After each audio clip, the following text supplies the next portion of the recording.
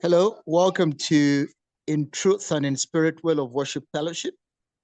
This is our Monday fellowship where we interact over salient questions concerning faith. To the largest extent, we think that we can also use this time to ask many other questions of life, but we usually focus on matters of faith, matters of theology. This Monday, my name is Peter Calvillan, a Sabbath-day, from In Truth and in Spirit Well of Worship Fellowship. I have our topic of discussion today is the revelation of God, the credibility of the Bible in the theologies of the world, in the theologies of world cultures. I'd like to begin with the term credibility. I will not define revelation. I will not define theologies, but I think the discussants will do that. But as your moderator, allow me handle the term credibility and probably culture. The term credibility simply means worthy to be believed or deserving to be believed,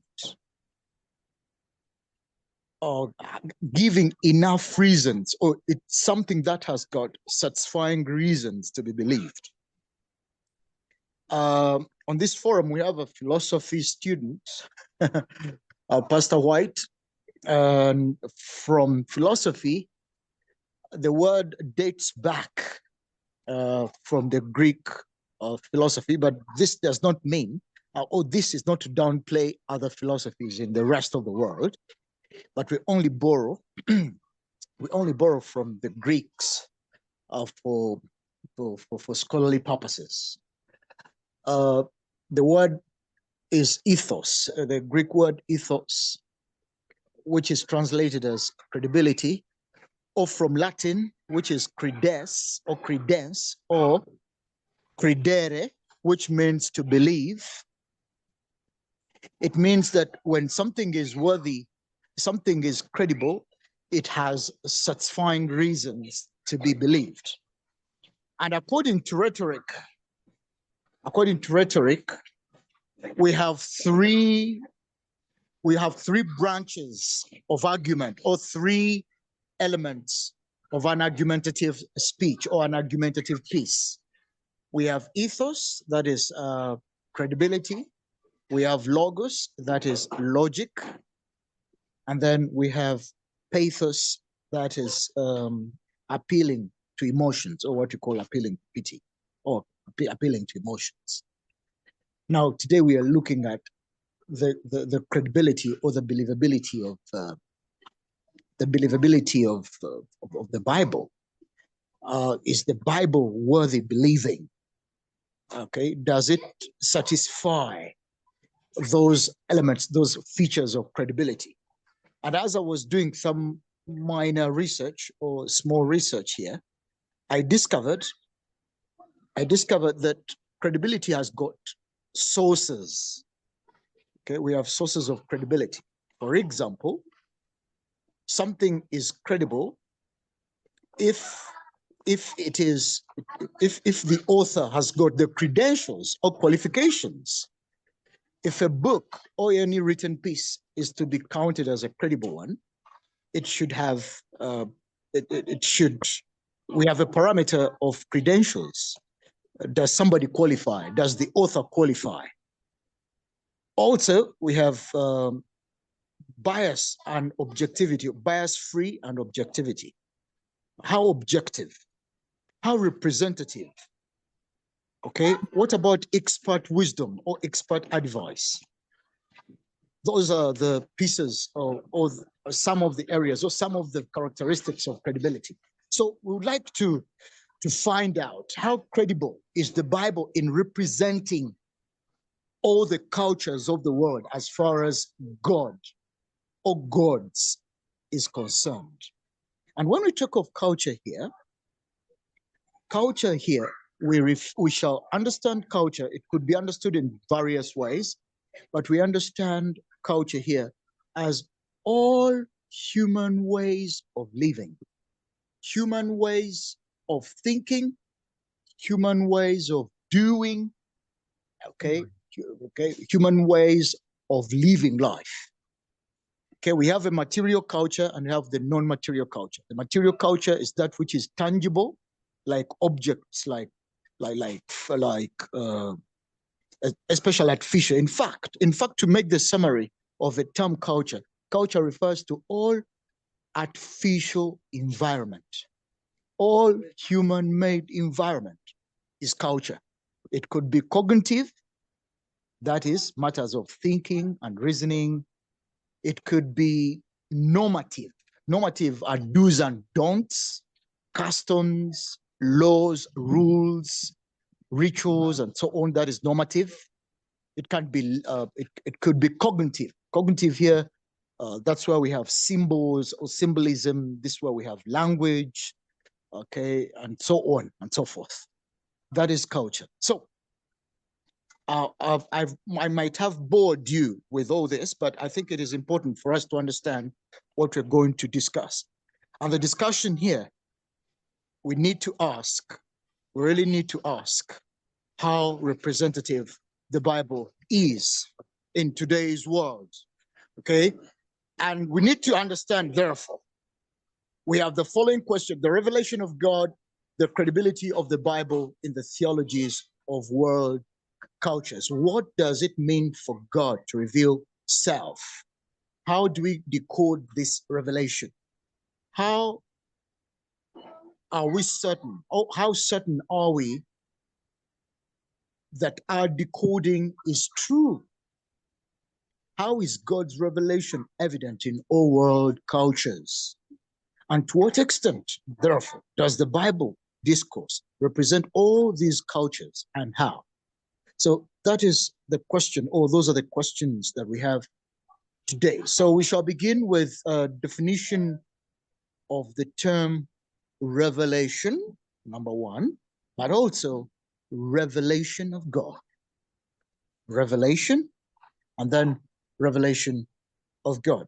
Forgive me, I'm in an environment where we have children here, so I have children having their fun, and that's why I have a lot of noise. I'm struggling with sound here, but that's the debate. So that's the discussion we have this evening. So we shall begin with revelation first. What is revelation? Number one. Number two, what does it mean when we talk of revelation of God? I would like to open up the talk now. I'd like to open up the discussion.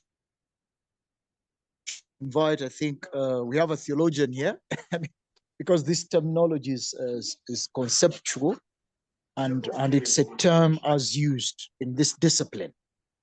It's not simply an English word. That's why I never tampered with it. It has its technicalities. So I would like to think that Pastor White, Tumwine, or the theologian, okay, in that capacity, I'm inviting him as a theologian to first take us through the definition of the key terms, to begin with the revelation and the revelation of God. Yes. I am not alone here. The Reverend is also here. You could start with him. Sure. Hey, True Tangazo.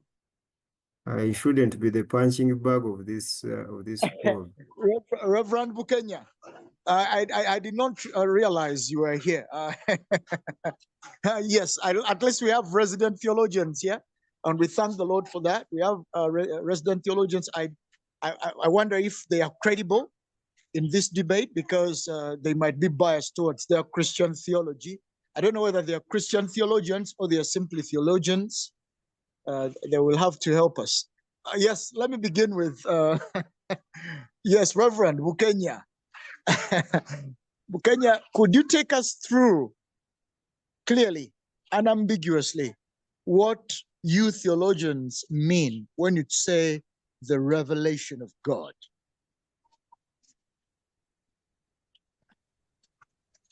Reverend, are you there? I'm here, sir. Yes, please take us through. First of all, I have just been arrested.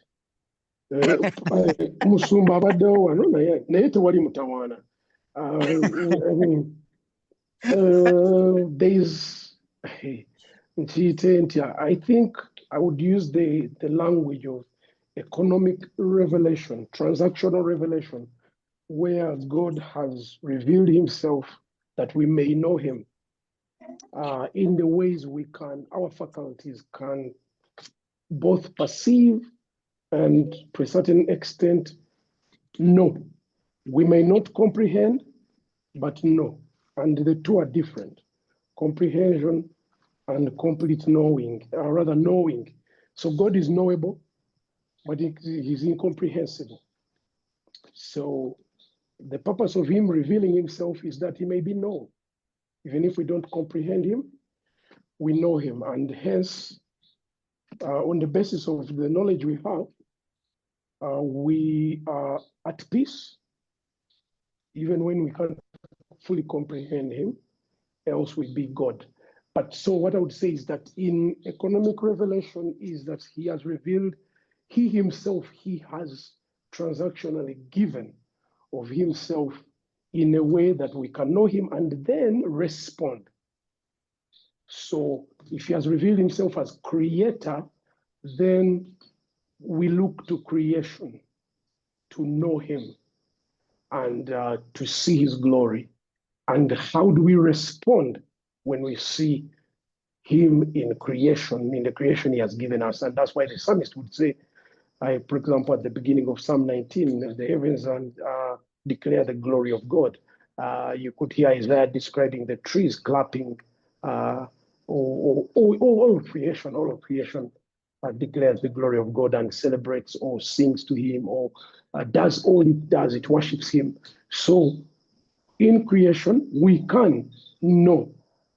And Paul also affirms the same in Romans 1 when he says everything that is there to be known about God has been revealed since creation.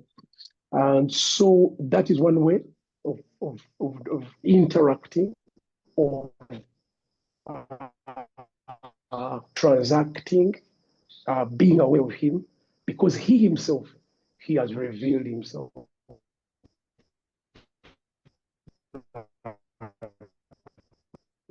He did not create, then revelation in terms of his work. He comes, he reveals himself as Christ. We have revealed him, but rather he has revealed himself to us and we have seen him revealed to us. But before that, of course, his spirit. So he has revealed. Reverend, your network, I don't know whether it's me, I don't know. Network Uganda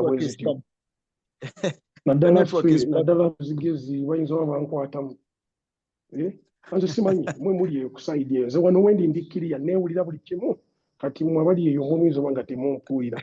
But yes, I'm sorry, where did you stop hearing me? Because I can rebuild my thought pattern. Yeah, I say that first. Revelation. So the language used is, or at least the one I can use in our way of understanding, is economic, transactional. God reveals himself in ways we can perceive him and know him by the faculties he has given us and then respond to him. So it is not complete until we have responded. In as much as until we have responded. He has revealed himself in creation. We see creation and what it does. It worships him. It declares his glory. None of us made it. And so it points to a creator. Two, even before we look at the incarnation where he reveals himself, he comes by himself in human flesh.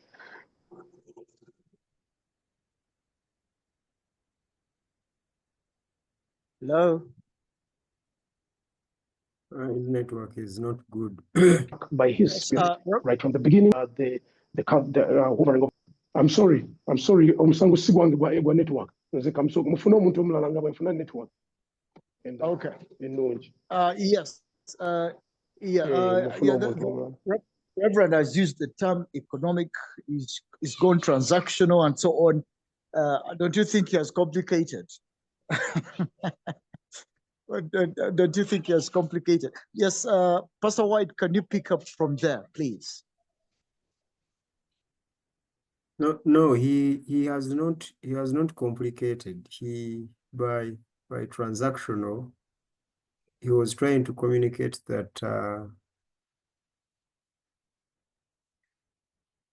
first of all, the subject of the revelation of God is the idea that there is God. And I think we need to start from there. The idea that the God belongs to a certain culture or cultural anthropology, and that cultural anthropology is us, the believers in God and in gods. Could you come again, please? The subject. Yes, the subject that the revelation of God, the subject of the revelation of God, communicates that there is God.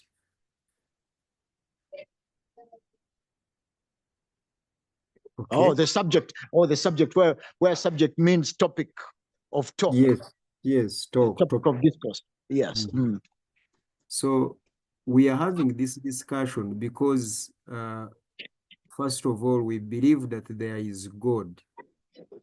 So in other words, so in other words, the subject or the topic, the revelation of God has an underlying conclusion. There is a God. Yes. And you can't have this discussion with people who do not believe there is God, because there cannot be the revelation of a God who is not there. So the reason as to why we are having this conversation is because we believe there is God. And our efforts today is to find out and discover how we know that there is God, hence the revelation of God. Now, that is what Reverend Tangas was trying to communicate. Now, that is the transaction. So when you talk of the revelation of God, you're saying the ways we know about God or the ways we know God? Or we know God exists? We know God exists. Stage 1, then stage 2, we know about God.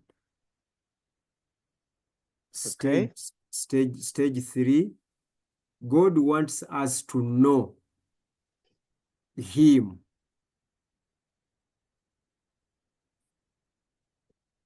Okay. Okay. But are people following? I need to know whether everyone is following so that we don't lose anyone here. Dr. Mukwana, you're welcome. Long time. Oh, thank you, brother. So we have just said that for us to have a conversation under the topic, the revelation of God, is to say that there is God. There are no people who do not believe there is God who can have such a conversation that we are having right now. That is what we have just said. So in other words, when we say that the revelation of God, we have already made a conclusion. Maybe I'm repeating for you, sweetheart. We have already made a conclusion that there is God. That's why we are having this conversation of the revelation of God. So the discussion is at stage 2. Yes. We assume that people here or the audience graduated from stage 1, which is there is a God. Yes. Now we are at stage 2 to discuss his revelation. Yes, we are now discussing with the believers that there is God. Now, when believers make a claim that there is God, the believers must tell the non-believers how they know there is God. And what is their answer? Their answer is that the revelation of God.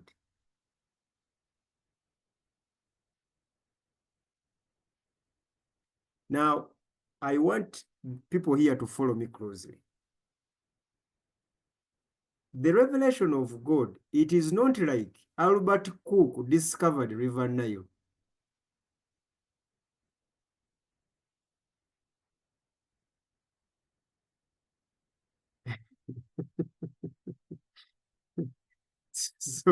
So in other words, it is not Christians who reveal God. It is not believers who reveal God. It is God who reveals himself.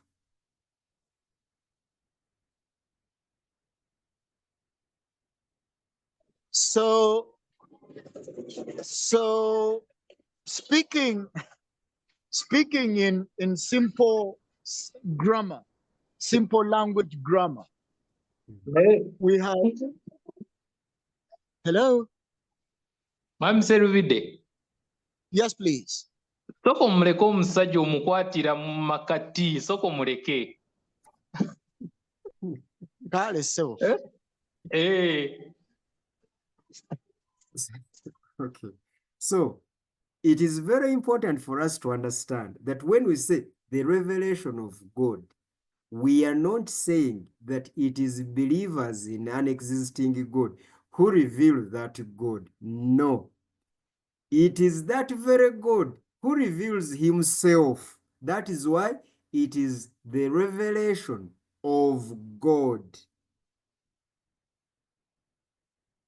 The statement, the revelation of God, does not communicate that God is the object that is revealed. No, God is both the player and the act itself and the object, the revelation of God. Therefore, revelation is a divine initiative, and it is in fact exclusive. It is exclusively divine. It is God who reveals himself, and he's the one who is responsible for revealing himself. Now, this is what Reverend Tangazo was communicating by the term transaction. Where does the transaction happen? It is God who reveals himself to conceptual and perceptual beings like us.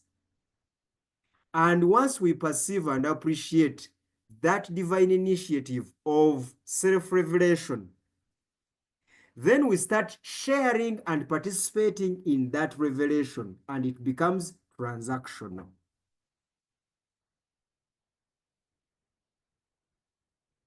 So that is why we mentioned the 3 stages. It is the divine revealing itself, number 1. It is the human perceiving what has been revealed by the divine.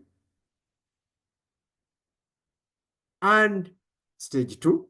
Stage 3, it is both the divine and the human sharing and extending and shading that revelation to all the entire creation. And now that I've mentioned the term creation, that is why before we even talk about the Bible, because the Bible is a latter version of Revelation. Latter. The primary one and the starting one, which is actually more universal, is creation.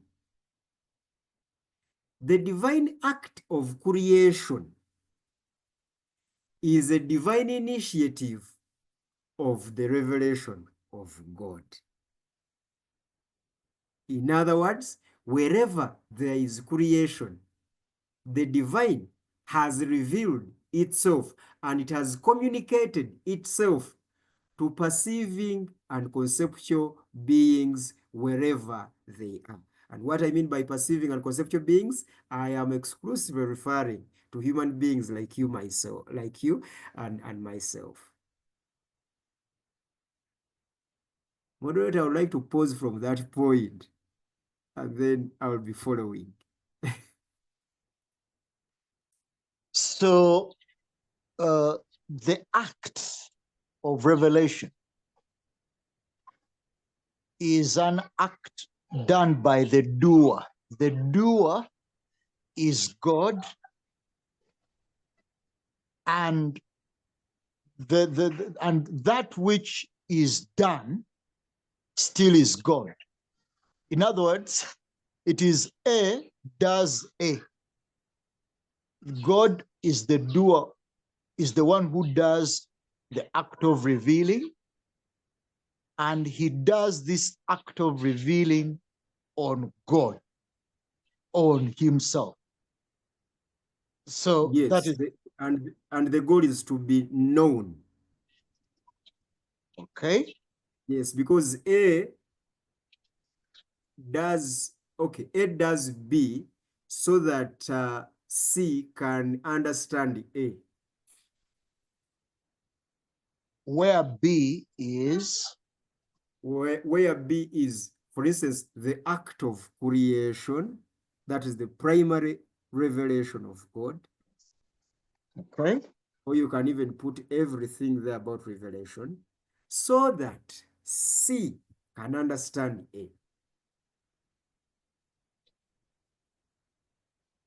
Okay. Okay. So, in other words, God has acted in the world history. He has acted, and this act or these acts are acts of his own revelation, right? Yes, And amongst which is creation. to start with. Okay. And the audience of this revelation is humanity. Yes. Is humanity the only exclusive audience? Yeah, for me, yes, because it is it is essentially the only lost creature that needs to restore an understanding with its creator. And the reason is that that lost creature cannot be replaced. It can only be restored and saved. And there cannot be salvation and restoring such a lost creature apart from stage one, God revealing himself, this lost creature perceiving that revelation and reconciling, and then the relationship and the lost life is restored. Okay. Yeah, probably you have gone far forward. You have gone far forward towards that. Of course, there are a lot of conclusions there: lost, fallen, and so on. Those are big conclusions. Okay, which we must invite others to come in, but not today. Yes, Reverend Dr.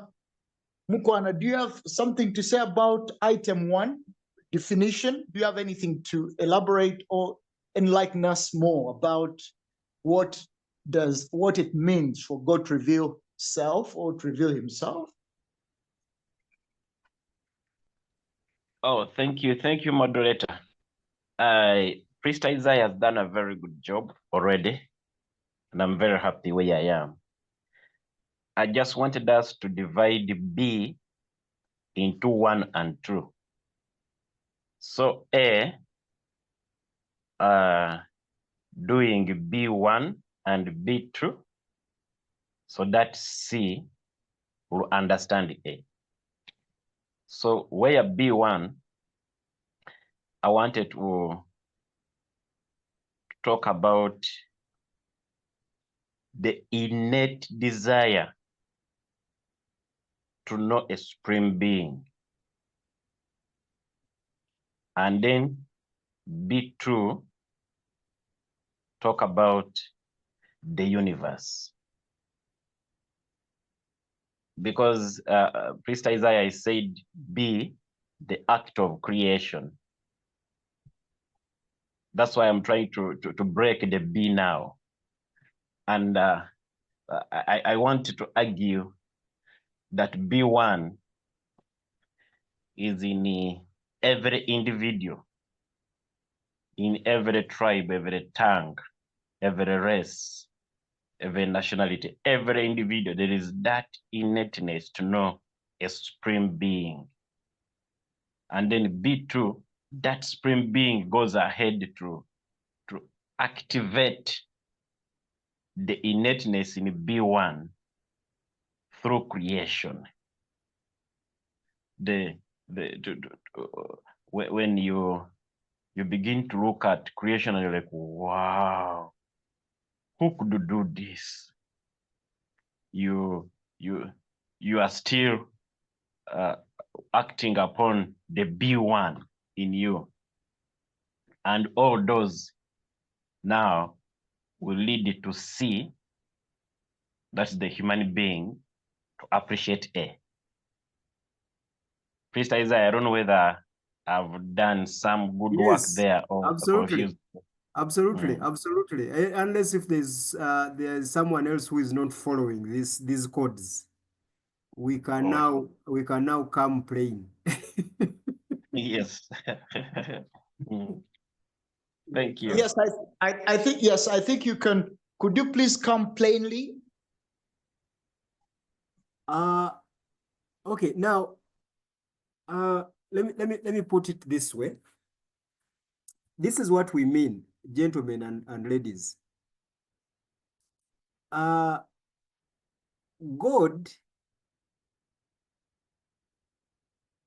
is the revealer of self. Okay? And his first or initial stage of revealing self and his first act of revealing self is the act of creation.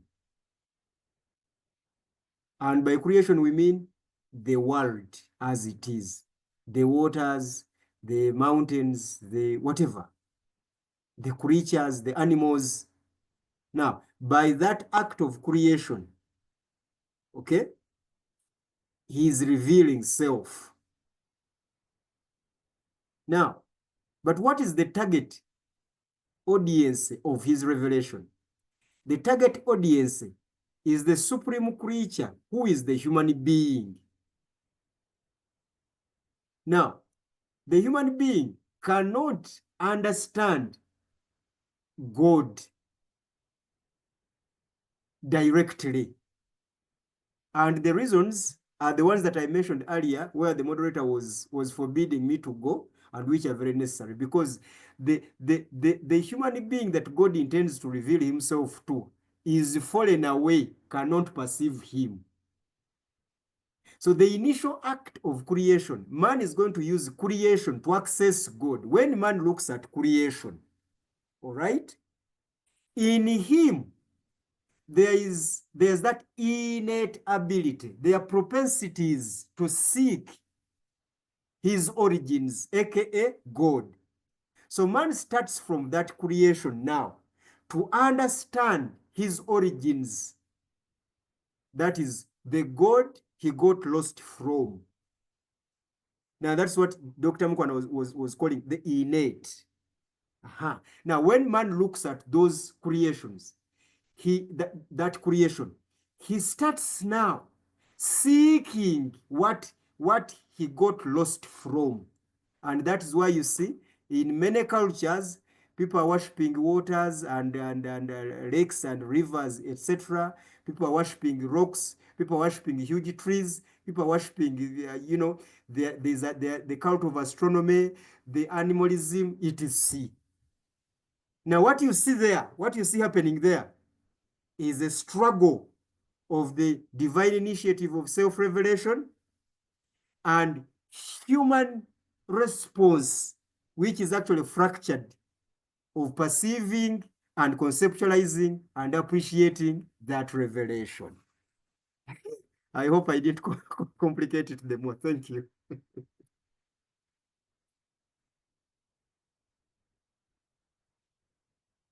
Okay, do you have any follow-up questions? The rest of the audience, the rest of the discussants here, do you have any follow-up questions before we turn to our next question?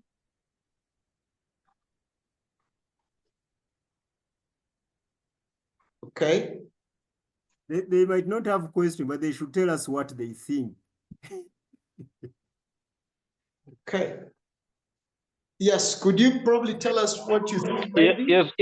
Yes, Peter. Yes, Tom. I was excited about this topic. I am struggling to understand the language.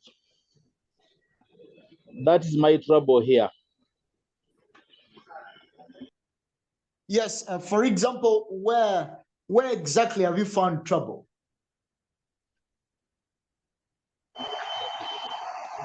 I am requesting that the discussants use simpler language, simpler terms, that those who struggle with the English language like me can keep pace. Thank you. Okay. Yes, Pastor White, could you speak like speaking to a 15-year-old? I am actually the only person here who does not know too much English. And Yeah. I hope Aryong was not actually referring to me, because my English is very simple and simplistic. But you know here, it is not, I think when he spoke of English, he did not refer to dialect here. He was referring to terminology and rhetoric of the discussion.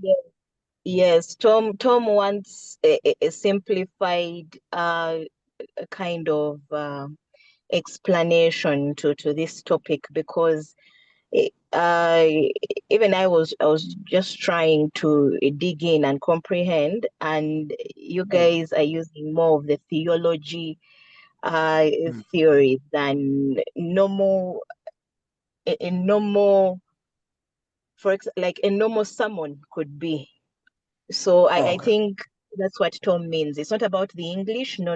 Actually, you're using very good English and it's simplified, but it's the theological factor that I think he's referring to get to the point of understanding that you've given knowledge. Yeah, I think Abby understood me. Yeah. So we need now the understanding. You've given us the knowledge, the wisdom, but now we need the understanding.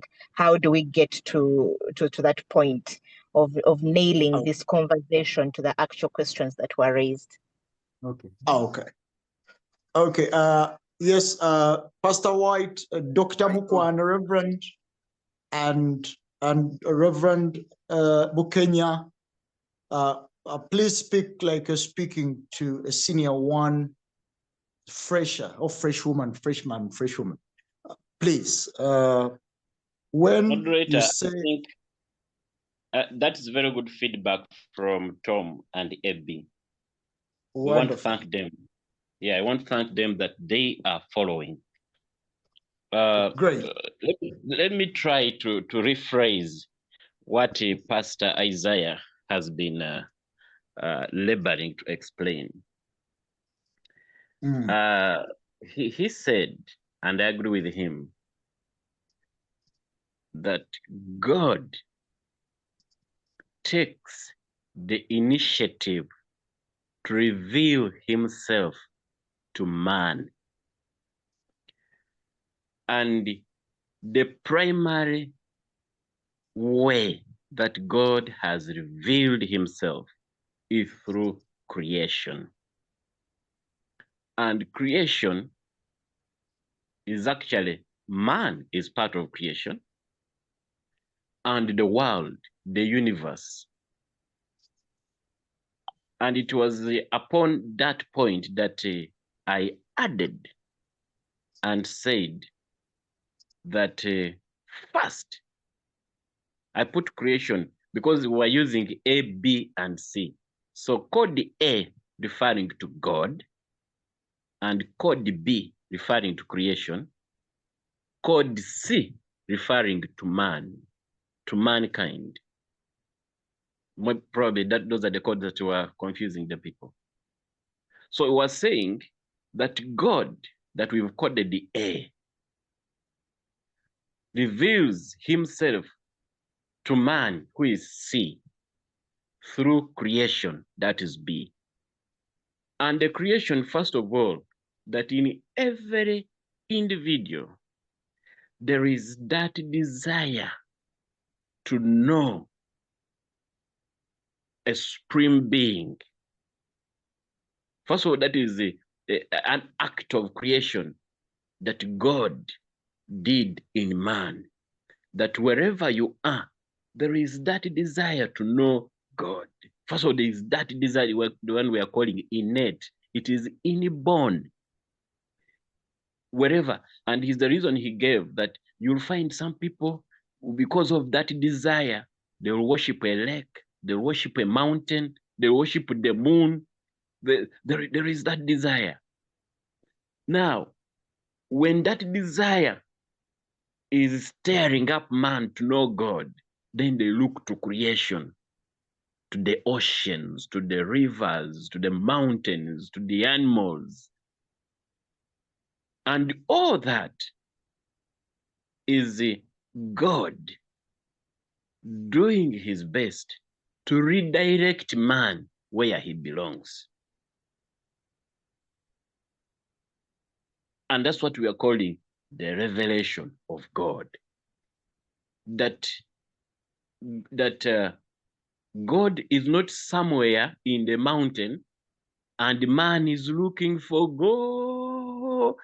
Like you heard this song in the Pentecostal circles, Nonya Yesu aliwa, Yesu aliwa, njagala mulabe. It's like he's hidden somewhere, so you're looking for him.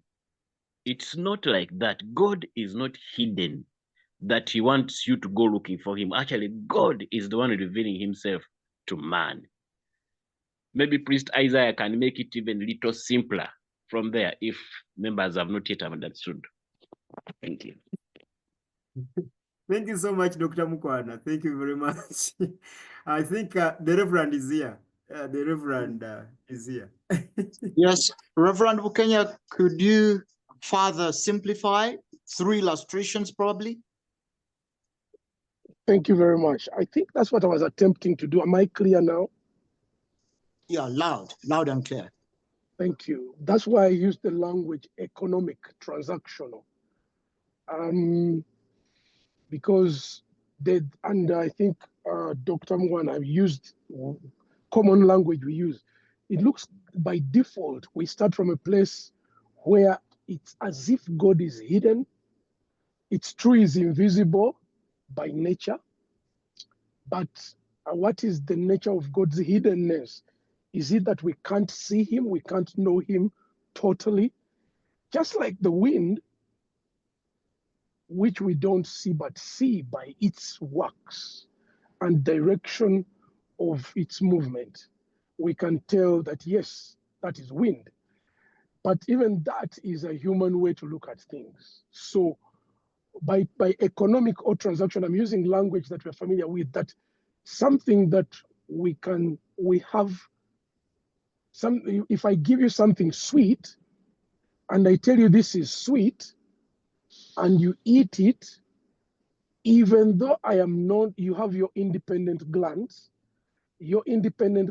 are able to tell whether what I've given you is sweet or not sweet. Hence, I may tell you it is sweet, and when you eat it, you say, yeah, no. Neda. You say this is sweet, but it is stingy. It is not sweet, you know? So God reveals himself in ways that he has already prepared us by nature, the way he made us. He made us with the ability to recognize creation and know that creation could not have come into existence by itself, hence go on a journey to find out how could it have existed, let alone ourselves existed. We find no other explanation in nature, and then we go back to one other explanation that could be. And that's why cumulatively in the various ways, as you could go from the beginning of, say, like scripture, for us Christians who read scripture, but even if you're not a Christian, culturally there will be stories of how the gods or that God that the people believe has communicated or revealed himself. So with Christian, and you asked me how Christians can talk about God's revelation, we recognize from scripture that God has his fingerprints on creation, and he says it. And there is no other God. That is the good thing. There is no other God or any deity that has come out to make a claim on creation, that they made it. But why do I go that far? Because then God, having given us the faculties to recognize, just like when you take something sweet and are able to say that is sweet, then from those faculties and from what we recognize, we are able to say, wait a minute, there's a bigger story here. But then we have more than what we can recognize by seeing. We can say our minds think, our minds imagine, our minds are creative. And so we go, if we choose to go on the entire journey to connect the different dots of the clues that God has given, revealed, then we can, including what Isaiah had hinted on, the fallenness is a major part of God's revelation. So we human beings, God does not reveal himself to save trees. He reveals himself as savior to save humans. And how do we know that? Is that those who actually acknowledge by recognition of their fallenness and acknowledge him as the only one who can redeem our nature and go on a journey, then experience or undergo a transformation that indeed resonates with what God describes in his revelation. Okay, so those dots amongst others, then we can even go back and forth and we see, oh, he's the one who was working previously. He has not just begun working now. He's in fact the one who did ABCD. No wonder he's the one who has done now that which we see. Or on the basis of what we know he did, we then can see, oh yeah, he did that in the past. It must be him who has done this. And if it is not him, we can also get to the point where we can check off what is his and what is not his, knowing well that the devil is a master of counterfeit. Now, my intention was not to complicate, but I used certain language. I hope you can identify with the language that I used in terms of our ability, our innate faculties, which in themselves can only be explained if nature gave them to us accidentally, as some people would argue, that, nature might have given us our nature, our existence. Nature does not have the purpose, the wisdom, the what would you call it? The mind in itself to give us our kind of nature. Mother Nature, creation does not have that ability to give us consciousness, to give us rationale, to give us morality. Nature does not have that in itself. So we look elsewhere. And when we look at what God has revealed himself in terms of his word, in terms of creation, in terms of the incarnation, we can identify and say, indeed, this is more than just anything. This must be the God that has created us. I mean, I've said a lot. Let me first stop there.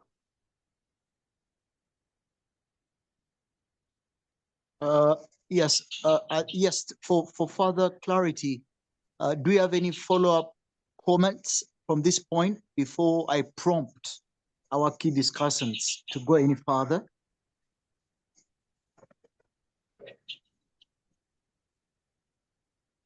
Okay. All right. If that be the truth now, rather, if that be so, then let's proceed. Before we leave this question, could you mention or list the methods this God employs in revealing self or in revealing himself? We have talked about creation. Are there universal ways this God reveals himself? And if they are there, doesn't that or shouldn't that guarantee that this revelation is understood the same way throughout the world, throughout wherever humans are? What are these ways? You have mentioned creation. Are there any other ways? Do we have a list before we go to how we should decode? We should interpret these ways. What are they besides creation?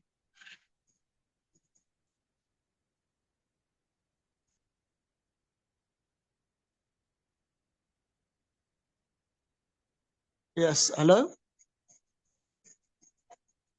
We are normally waiting for you to call us or to, so that's why we keep quiet and Yeah, wait. that's true. Okay. Okay. Yes, I would like to. Unagoteka ku musalaba. Unagoteka ku musalaba. So I would like to come to Dr. Mukwana. You could dwell a little more on creation by giving us creationary examples, or you could take us farther than creation. Do you have a list that could help us, that these are the ways God reveals himself? Then after that, we can now subject them to how we interpret or we ought to understand these ways. Okay, thank you. I will now refer you to King David. I hope it is King David. King David clearly points those ways out in the book of Psalms. I think Psalm 19. He starts by saying, the heavens declare the glory of God, and the firmament. Okay. Yes, yes, thank you. I wonder why you biblical theologians are taking us to the Bible. Please, can't you help us understand the revelation of God before we go to the Bible? Yes, you see, exactly, we are on creation, but as a scholar, I don't want to claim what I did not initiate. I would gladly go on and tell you about the heavens and the mountains and the forests and the rivers, but these were already cited by King David. But we can still go away from there, having acknowledged that King David, the psalmist, brought that forward. But let us look at a person who has visited the River Nile. Would like you to begin there. Would like you to go there. Yes. If you come to the falls and the rapids we had Ripon Falls, but they were destroyed, and then Jagal Falls were destroyed. So right now we have Itanda Falls. Those are still there, Itanda Falls. And I think the Karuma ones are also destroyed. I'm not sure. If you remember those ones we saw when we were coming from Gulu, I think they're no longer there. I'm not very sure when they were constructing the dam. But you wherever somebody comes from, I don't know where people come from, but somehow every region has something spectacular that you look at. The other time we were in Kasese, and the residents were telling us that that lake is 5 years old. Like, how? So, well, with our land, you wake up one morning and there is a lake there. Like, okay. And then there are some people, they say, hey, you come and see, here we have water that is warm from the ground. We wonder who is heating that water. And surely you enter the water and it is warm. I think it's called the Chiwa hot spring. And almost every area, there is something spectacular. In Uganda, they have the what is that? Those for Sezibwe, I think Sezibwe, something like that. In Mbale, they have the Erigon, the elegance of Erigon that keeps appearing and disappearing, you know, and Moroto, Guru. You go almost every part of the world, there's something spectacular that talks about a designer, somebody who must have created that. So when your desire to do supreme being meets with the designed universe, some people end at that. And when they end at that, they begin worshiping the created. But when you go further, you begin to discover that there is a supreme being beyond what has been created. I thank you. Okay, thank you. Thank you very much. Any other way other than creation, Pastor White? Yeah, you see, there are experiences and events that have happened in this world. For instance, let's talk about the World War. Let's start from that. The World War, World War I and World War II. Then talk about yes. What did that and how did that affect the thinking and the psychology of human beings? I don't care whether they're believers in gods or not. Is that event symbolic in any way? In each and every head? Okay. Why did people say that the Holocaust was bad? Why was it wrong? Why? Okay. Then yes, then those are events. Then there are philosophies. For instance, the philosophy of morality. To whom do human beings refer their moral standards to? Because you cannot have a moral code without an authority. And that authority cannot be limited to relative cultures. So therefore, you can't say that, for instance, here in Uganda, you can't say that morals come from Buganda, from the Baganda people. At least most of Ugandans believe that there's a myth here that the Baganda are the most well-behaved people. But you see, it is just a propaganda that is born here in Buganda that spreads in the other parts of Uganda. But even if it were so, where did the Baganda get all that? You see? So then there are those philosophies. Then now let's talk about now the bad things. But there are good things again that have happened in the history of our world. And you don't have to be a believer like myself. You just need to think about the beauty that the people in the history have done for others. And then ask yourself, where did that come from? Then when we start asking questions, where does evil come from? The evil that causes like the World War I and II, and the Holocaust, the genocide, the apartheid in South Africa, etc., etc. You can go on and on and on. where you can look at that evil and then start asking yourself, is this who we are, or there's something wrong with us? Is there an agent telling us that there's something wrong with us through this evil itself? Then look at the goodness in the world history. There are records for good things. I mean, good goods in the history of our world. So all of that communicates beyond the way we appreciate it. It communicates something beyond the way we have appreciated whatever it is, good or evil. So those are the ways, the events, the experiences, and the things that have happened in common life, really. If you're attentive, they do communicate the revelation of God. Yes, Bob Muyanja, do you have anything to say before we proceed to the next question? No, please proceed. I think I've just joined. I'm trying to catch up. I'll maybe follow up later, yeah. But nothing to say at the moment. All right. Omchozi Rutembana.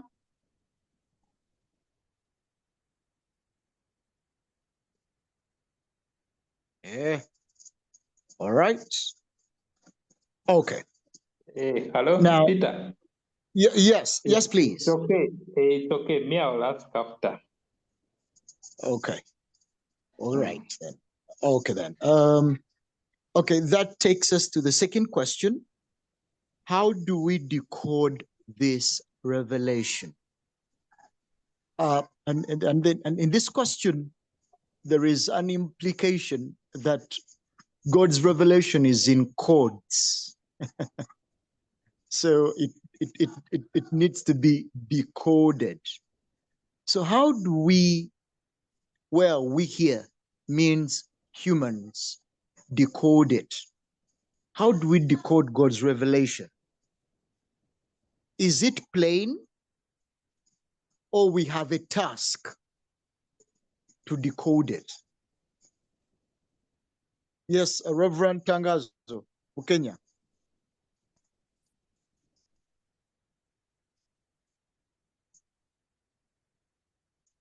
Yes, Reverend Bukenya is on. We're in this level, Madam unmuting. Yes. How do we decode, for example, the act of creation? There is creation, and all humans everywhere in their geographies do not deny of what they found here. They found the sun, for those who live where the sun is. They found ice, for those who live where ice is. They found trees, water, lakes, mountains, space, oxygen, land. Okay, so probably they do not dispute. But we now want to ask, how do they come to interpret? Are there ways of interpreting this revelation? So that's a very good question. I think we've been trying to work around that previously. I'm in a very dangerous place. You're going to allow me? Oh, okay. No, I think now I'm able to talk.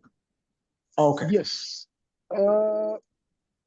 So we've actually alluded to it already, that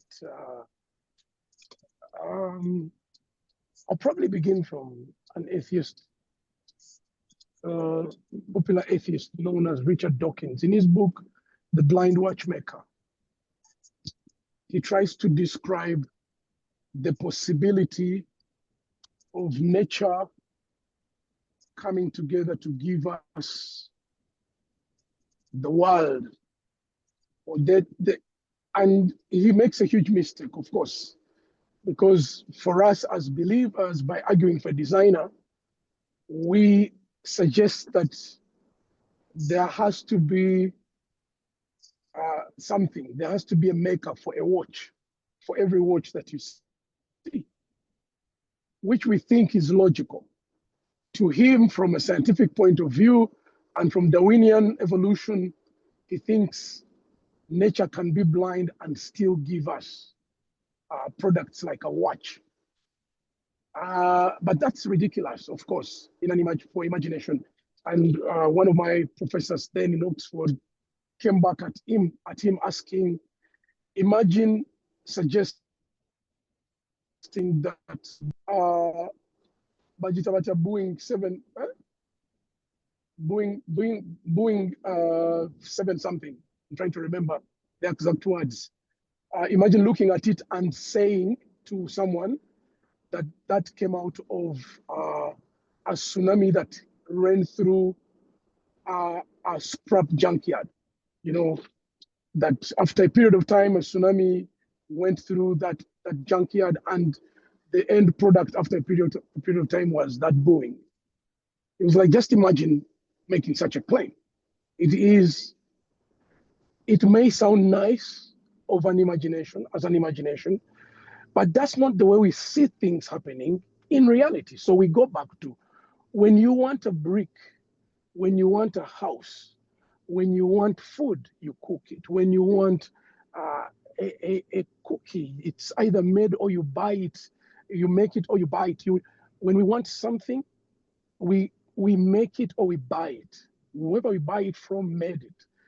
We don't always claim that things just came out of the blue. I had the privilege of serving in Karamoja for 7 years. The Karamojonga are pastoralists, so they are not farmers or rather agriculturalists. They don't grow a lot of food, one, because of the nature of their land, but also by the nature of their what is it, craft. They are pastoralists. They move from one place to another, so they're unable to put seeds in the ground and wait for them to grow, because they'll be on the move in the next month. Now, but they would go to a place and find that which has grown, and they would harvest it. They have a saying or a term called elomabon, something that grew by itself. So someone would come and harvest someone's maize and make a claim, I thought it was elomabon, it came by itself. And they were told, but no, there's no maize that just grows by itself. Do cows come by themselves? You rear cows mate, they reproduce. What makes you think that maize is elomabon? And they slowly had to accept that actually picking up someone's maize and claiming it was elomabon was theft, because they were trying to avoid theft by claiming that maize could have come by itself. Cassava could have grown by itself. Sorghum could have grown by itself. It doesn't. But that is always escapism when we think of that way. And what are we escaping? We're escaping logic, of which it is one way to discern or to know or to look towards God. There's something that makes sense. There's something that is logical, and there's something that is illogical. But where do we get that? We cannot run away from creation, because then we are using our minds, our created brains, to exercise rationale or logic. So at the end of the day, we are using the faculties, the created faculties, while we are trying to run away from using creation, if I may say. I was trying to say, inevitably, we, the creatures, are going to have to run around across creation, across the universe, and across history, use logic, but all that we are using is within the parameters of that bigger thing called creation that we cannot escape. Again, I might have said too many things, but I hope there is nuggets in there that you can pick on. Thank you. Thank you very much. Pastor White, using the creation of our bodies, for example, to begin with, our bodies as a creature, could you use this as a specimen to help us understand? Could you illustrate how we can interpret God's revelation, or we decode God's revelation using our body? You can, please. First of all, the revelation of God is not encoded, that the audience needs to decode it. And I think it is proper that we start from that point. The only complex thing is our foreignness. That is where the complexity is. We are foreign, we are biased to ignorance, we are sick, we are all those things. So that's where the complex is. But as far as the God who wants to reveal himself is concerned, he tries as much as he can to be plain. So I wanted to put that across because in this generation, there are people who dream, and the responsibility belongs to another person to interpret the dream.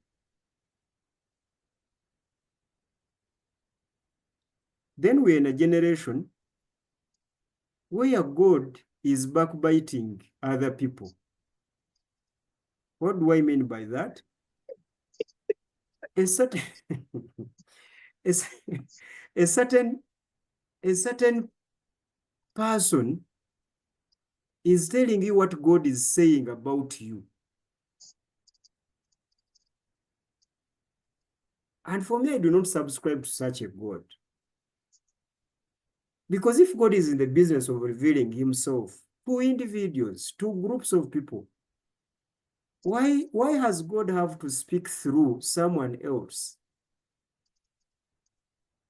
who believes the same God that I believe? Are you guys following? Mm-hmm. Yes, So, sir. Yes, sir. yes. So if we are all believers, if you're a believer and you believe the same God with your pastor, God should not backbite you through your pastor. God should talk to you directly. That is the revelation of God, because he's in that business. He should talk to you directly. In case you have failed because you have some weaknesses, okay, the ones that I mentioned about earlier, then whoever is going to help you should use the Nebuchadnezzar model, the Nebuchadnezzar and Pharaoh model. Because the Nebuchadnezzar and Pharaoh model is, you first of all tell me what I dreamt. I don't tell you what I dreamt. No.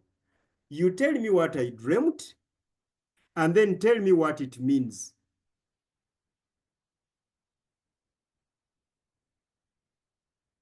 But you see, the kind of revelation we have these days is witchcraft, where you have to first sell yourself and tell them what you dreamt, and then the interpretation can go various ways.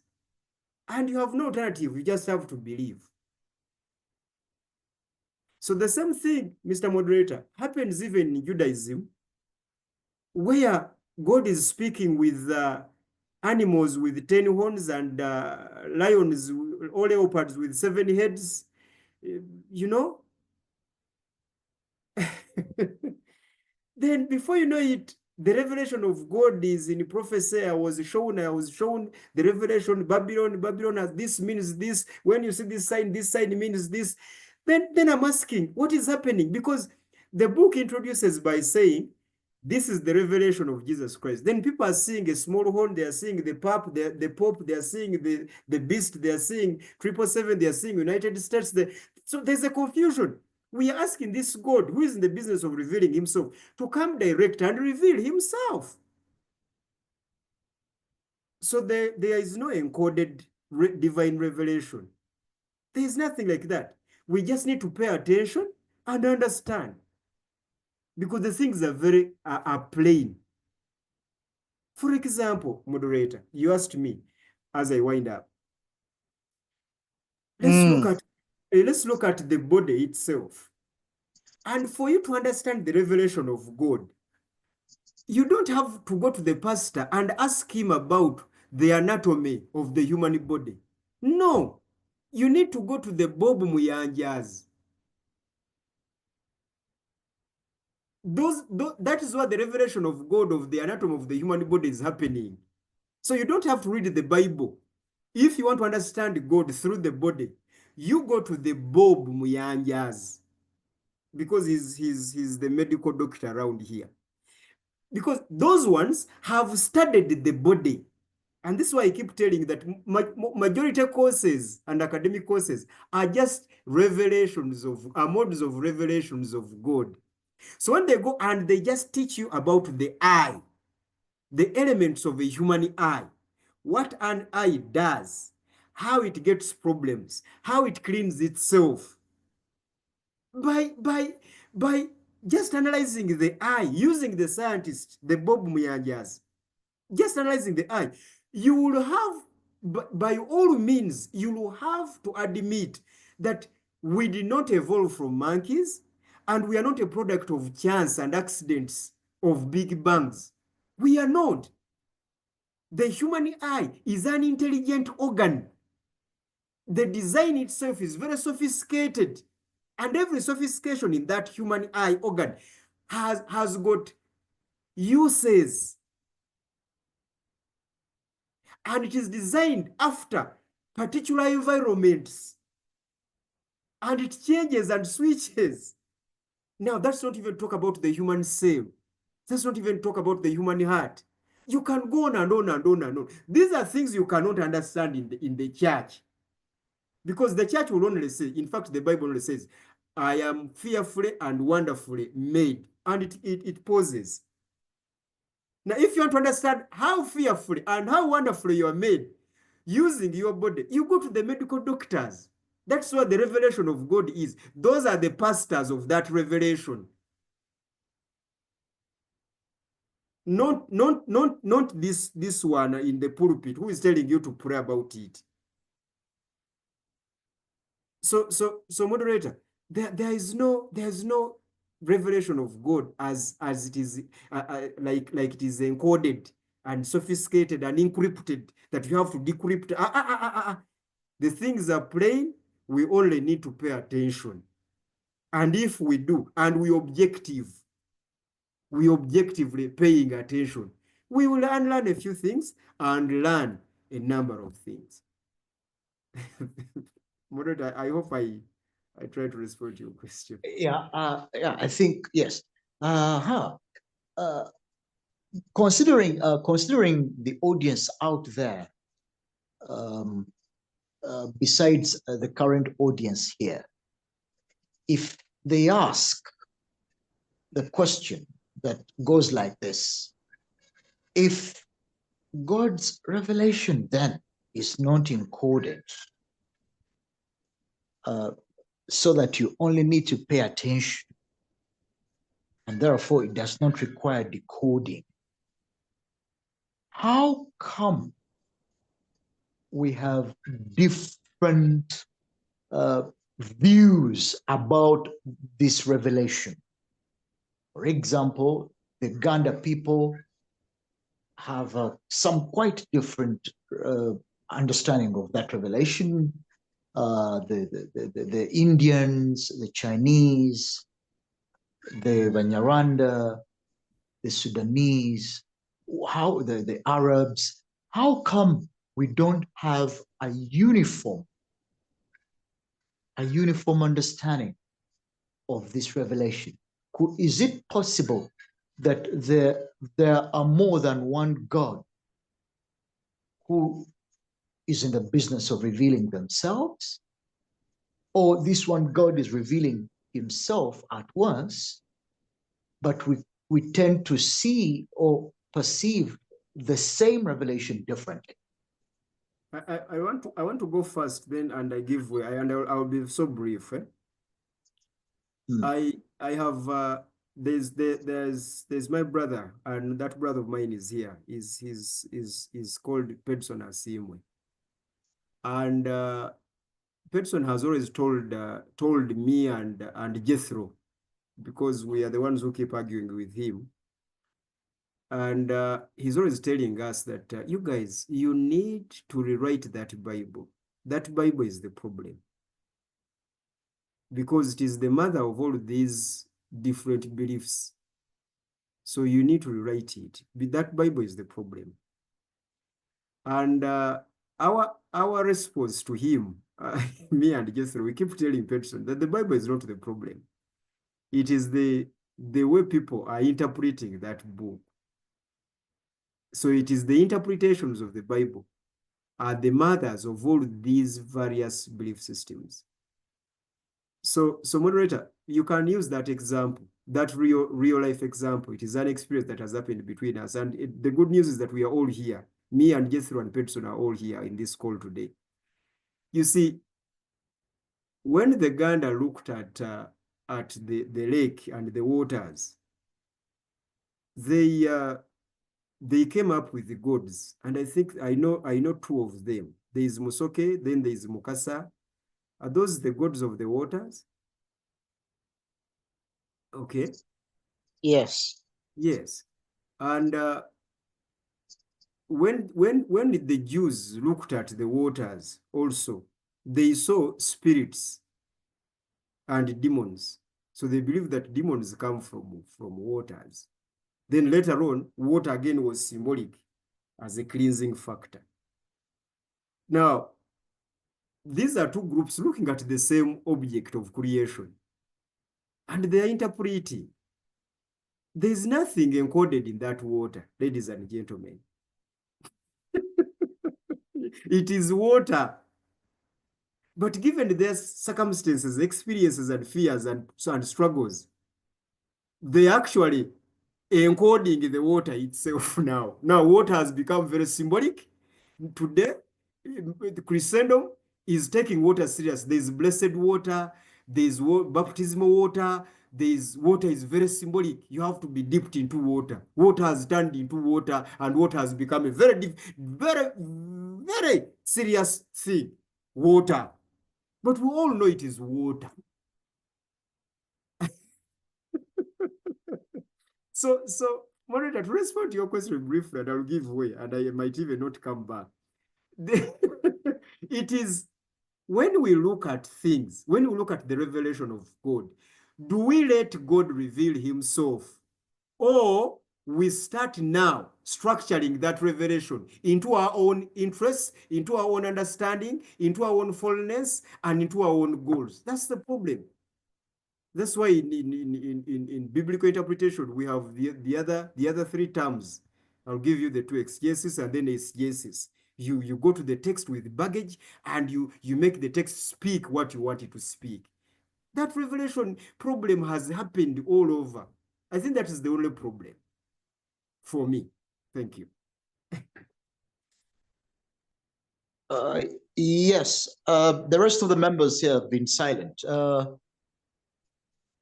Can we have somebody to have a say here? Yes, Musoke. Jet, do you have something to say? Safa?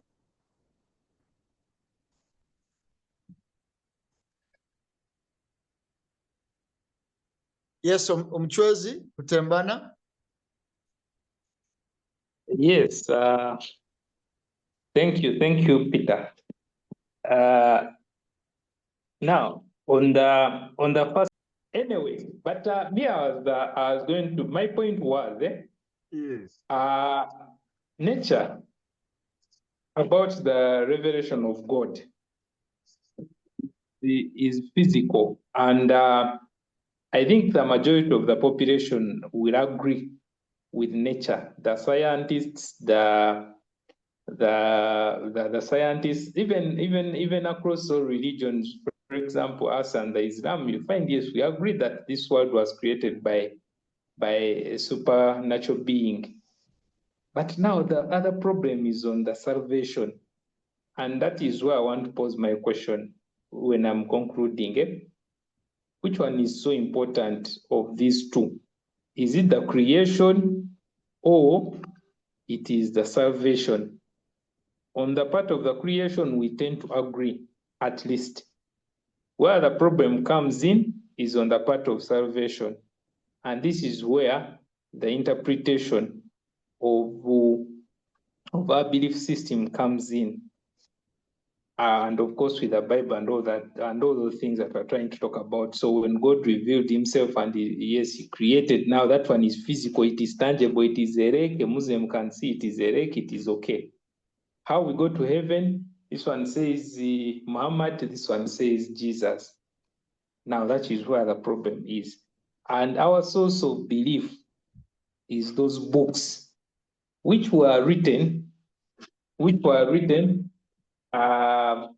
have discussed their writing for some time, but the challenge as we talk about the interpretation and then how they are written, then also the way they are canonized, it really impacts on what we're supposed to believe in. And me, my question that I've been asking God all this time is that why doesn't he come out and make himself very clear? You have 8 billion people. Everyone is saying this, everyone is saying this, everyone is saying this. But God is actually silent. I'd actually earlier suggested I'd suggested a topic to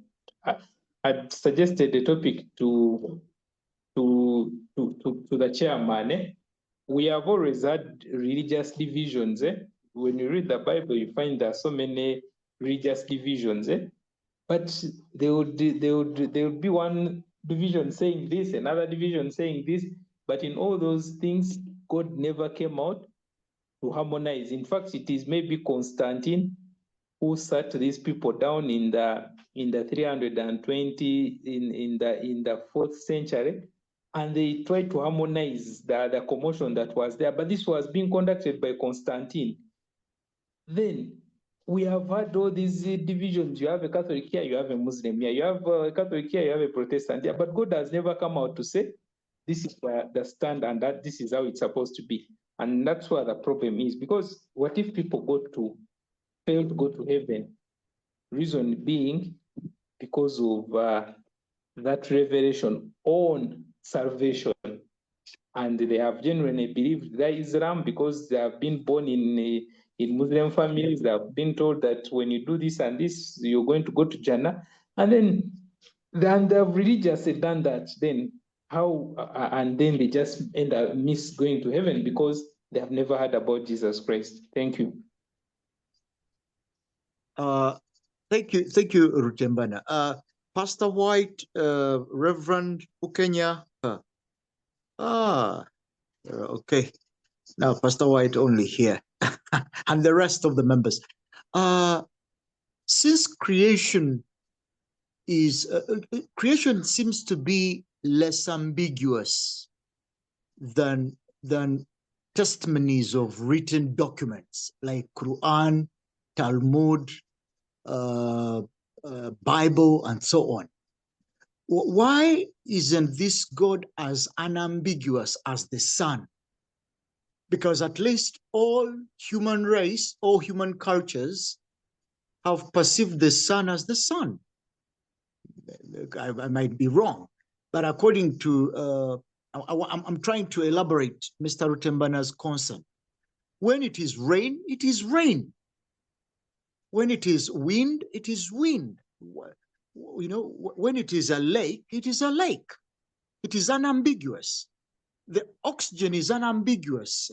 We have no debate over oxygen. We don't have a Muslim oxygen or a Muslim view of oxygen and a Christian view of oxygen. Why do we have different views of salvation? In fact, why do we have different views of the problem of the world? If this God or his revelation is unambiguous as creation is.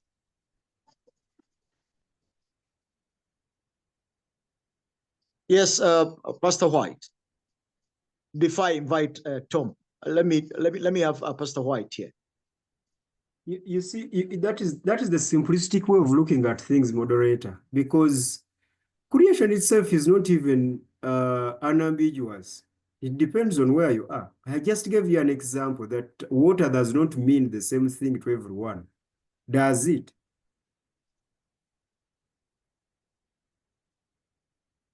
You tell me, you people, does water mean the same thing? to everyone and to every community that you are, at least you've made? At least before before different communities give it a second sense of meaning, at least the primary sense of meaning is clear. To all of them, it is water. Before they culturalize it, before they ritualize it. No, there is no time when water is not culturalized and mystified. You tell me that moment where in the world is water, all waters, not at least mystified or even culturalized. This is who we are. You guys think the problem is with the Bible alone. No, the problem is even with nature. But the actual problem is with us human beings. We are very mystical. We like mystifying everything. So even if God came, like Rutembana wants him to come, and he came as he is, we would still mystify that and then start all the confusion because he has even come. God has spoken clearly, you people. He has. However, we are not clear enough to understand clear things.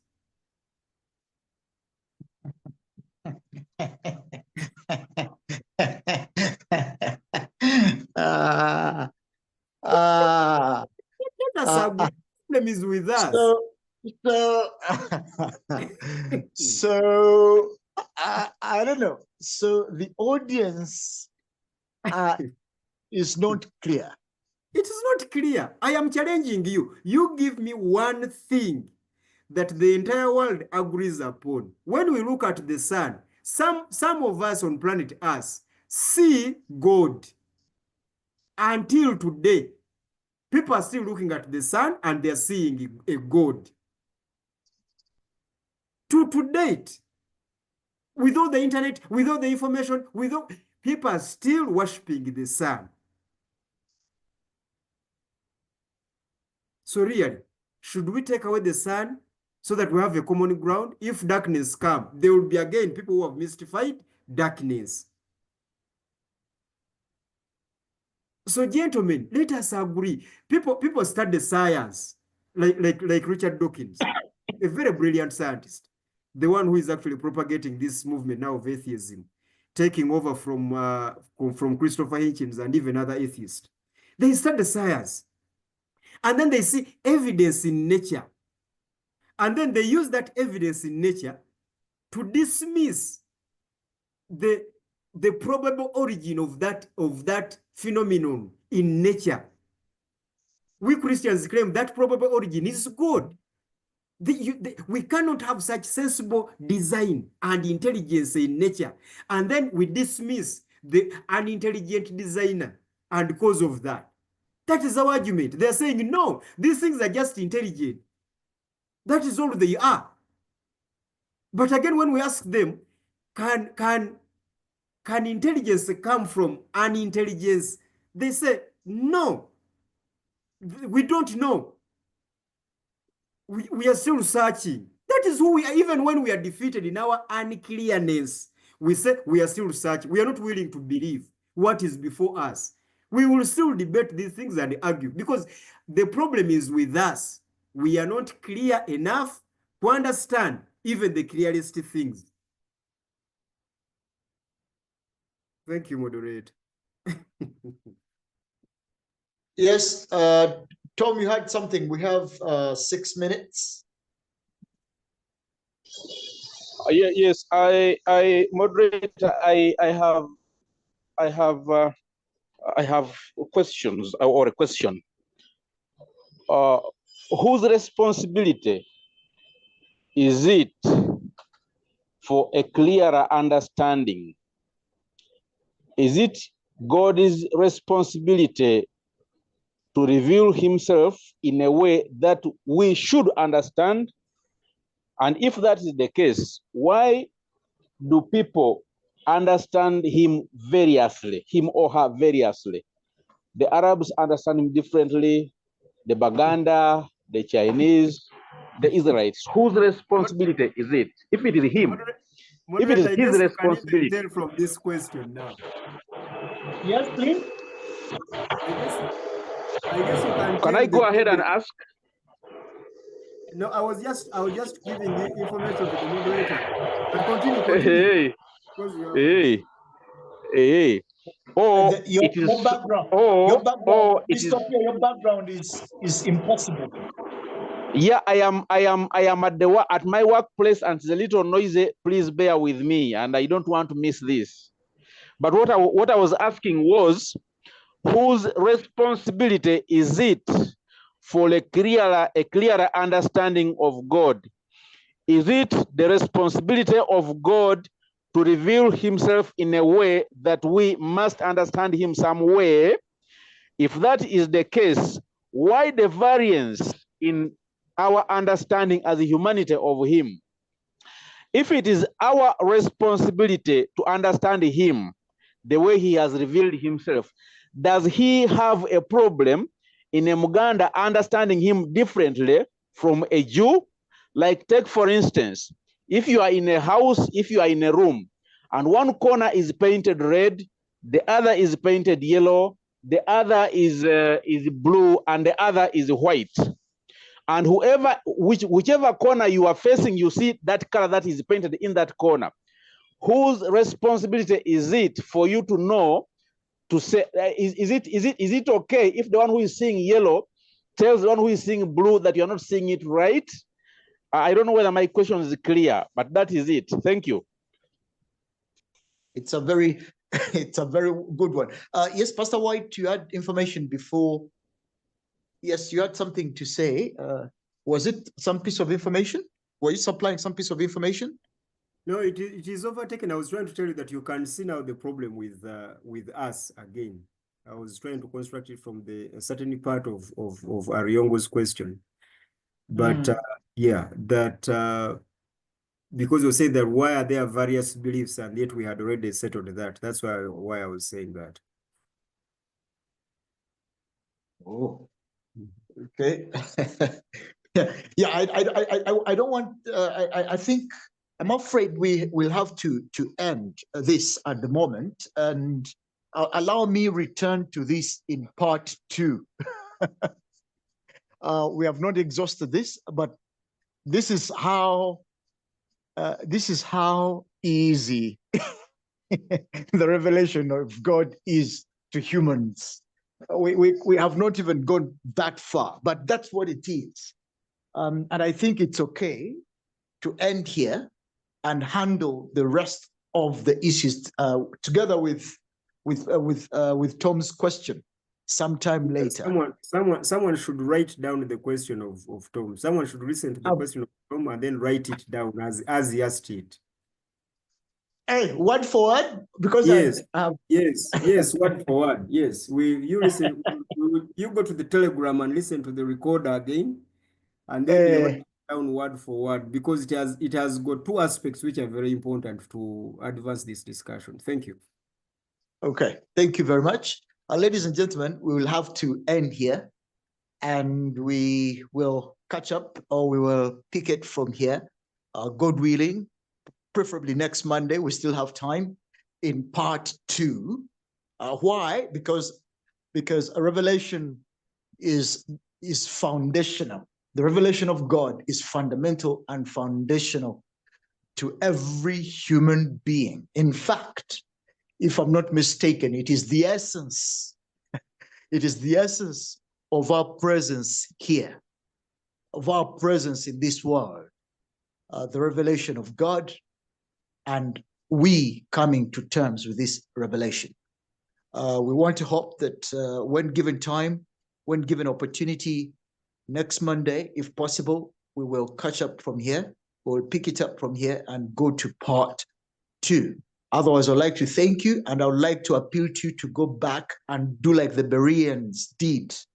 You go back and do further study, further research, think about these things, share them, interact with others, talk about them on your TikToks, talk about them on or other fora, your other WhatsApp fora, on Facebook, in your other fellowships and so on. By doing that, this God probably will be revealed better and better. This is In Truth and in Spirit World of Worship Fellowship with me, Peter Calviland Serubide. We would like to thank the Lord for today. May God bless, keep and protect you until we meet again. Good night and bye-bye. Right.